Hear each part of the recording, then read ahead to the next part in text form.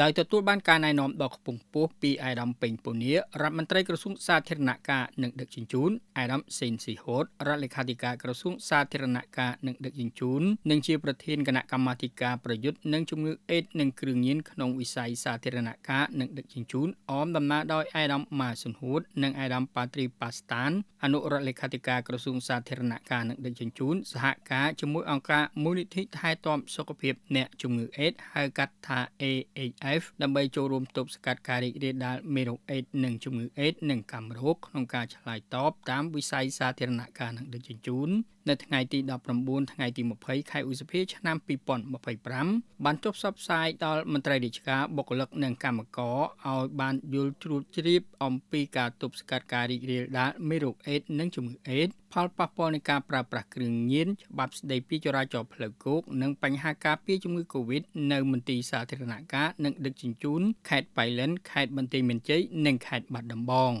គោលបំណងនៃការចុះផ្សព្វផ្សាយនេះគឺធ្វើឡើងដើម្បីជាការក្រើនរំលឹកដល់មន្ត្រីរាជការបុគ្គលិកនិងកម្មករបម្រើការនៅមន្ទីរសាធារណការនិងដឹកជញ្ជូននៃខេត្តនីមួយៗចូលរួមការពារទប់ស្កាត់ការចម្លងមេរោគអេដនិងជំងឺអេដជៀសផុតពីការប្រើប្រាស់គ្រឿងញៀននិងការពញាក់ស្មារតីឲ្យមានការប្រុងប្រយ័ត្នបានខ្ពស់ចំពោះបញ្ហាការធ្វើដំណើរទៅគ្រប់ទីកន្លែងមានស្មារតីទទួលខុសត្រូវរក្សាសុខសុវត្ថិភាពជាចំណែកក្នុងការចូលរួមកាត់បន្ថយគ្រោះថ្នាក់ចរាចរណ៍ទាំងអស់គ្នាអាដាមរដ្ឋលេខាធិការបានថ្លែងអំណរគុណនិងបាននាំនៅប្រសាសន៍ផ្ដាំផ្ញើសួរសុខទុក្ខពីអាយដាមពេញពូនីជូនដល់ថ្នាក់ដឹកនាំមន្ត្រីរាជការបុគ្គលិកនិងកម្មករបម្រើការនៅមន្ទីរសាធារណការនិងដឹកជញ្ជូននៅខេត្តនីមួយៗដែលតែងតែខិតខំយកចិត្តទុកដាក់ក្នុងការបំពេញកិច្ចការងារអាដាមរដ្ឋលេខាធិការបានអំពាវនាវសូមឲ្យមានការចូលរួមគោរពអនុវត្តទាំងអស់គ្នាគឺត្រូវជៀសឲ្យឆ្ងាយពីគ្រឿងញៀនចូលរួមការពារទប់ស្កាត់ការចម្លងមេរោគអេដនិងជំងឺអេដត្រូវគោរពច្បាប់ស្តីពីចរាចរណ៍ផ្លូវគោកគ្រប់គ្នាអាដាមបានមានប្រសាសន៍ជំរាបជូនថាដោយនីតិកាល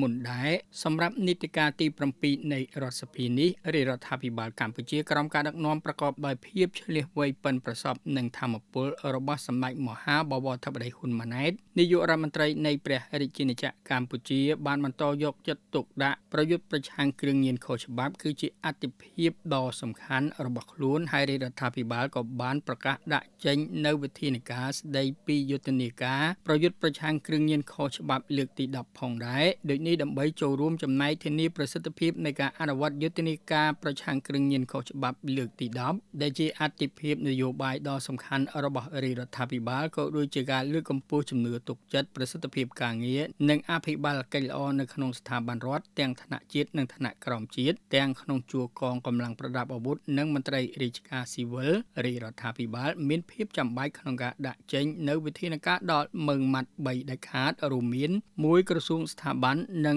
រដ្ឋបាលថ្នាក់ក្រោមជាតិត្រូវបង្កើនការត្រួតពិនិត្យជាប្រចាំចំពោះមន្ត្រីរាជការស៊ីវិលមន្ត្រីនគរបាលជាតិយោធិនព្រមទាំងមន្ត្រីជាប់កិច្ចសន្យាដែលស្ថិតក្រោមអាវ៉ាត់របស់ខ្លួនលើការប្រើប្រាស់គ្រឿងញៀនខុសច្បាប់ឬមានពាក់ព័ន្ធគ្រឿងញៀនខុសច្បាប់ពីគ្រប់ក្រសួងស្ថាប័ននិងរដ្ឋបាលថ្នាក់ក្រោមជាតិត្រូវចាត់វិធានការបញ្ចប់តំណែងនិងត្រូវដកចេញពីក្របខ័ណ្ឌដោយគ្មានការលើកលែងចំពោះមន្ត្រីរាជការស៊ីវិលមន្ត្រីនគរបាលជាតិនិងយោធិនព្រមទាំងមន្ត្រីជាប់កិច្ចសន្យាណាដែលត្រូវបានរកឃើញថាមានការប្រើប្រាស់គ្រឿងញៀនខុសច្បាប់ឬមានពាក់ព័ន្ធនឹងគ្រឿងញៀនខុសច្បាប់និង3ការអនុវត្តទណ្ឌកម្មខាងវិន័យនេះពុំរារាំងដល់ការអនុវត្តទណ្ឌកម្មព្រហ្មទណ្ឌដោយអនុលោមតាមច្បាប់និងបទបញ្ញត្តិជាធរមានឡើយគ្រប់ក្រសួងស្ថាប័នរដ្ឋបាលរាជធានីខេត្តត្រូវអនុវត្តបទបញ្ជានេះឲ្យបានម៉ឺងម៉ាត់បំផុតនិងមានប្រសិទ្ធភាពខ្ពស់ដែលឡាយតាក់ទងទៅនឹងបញ្ហាមេរោគអេដជំងឺអេដអាដាមសេនស៊ីហូតមានប្រសាសន៍បញ្ជាក់ថារាជរដ្ឋាភិបាលកម្ពុជានិងអាជ្ញាធរជាតិប្រយុទ្ធនឹងជំងឺអេដ